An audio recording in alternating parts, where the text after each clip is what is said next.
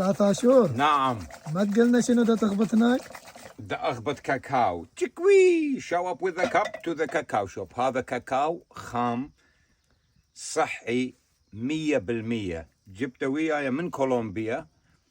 كما يقول الدكتور السحر بتاع الطب.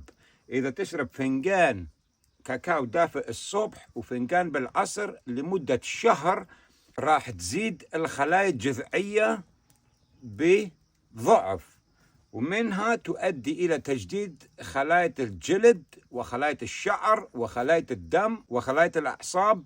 يعني مفيد لهواية شغلات، وبالأخص راح يفتح القلب، لأن هذا الدواء معروف بدفع القلب، يفتح القلب، تكون حباب ومحبوب. إيش قد ما تشرب من عنده زين لك. وتقدر تسوي قوري غير مكسور إذا عندك. إحنا القوري يمنا انكسر، بس إيش قد ما متعودين عليه فنستعمله لحد الآن، لحد ما راح ينزل بالمتحف الحي.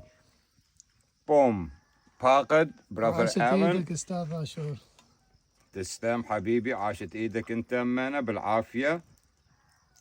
وهسه نقدر نقول دابش.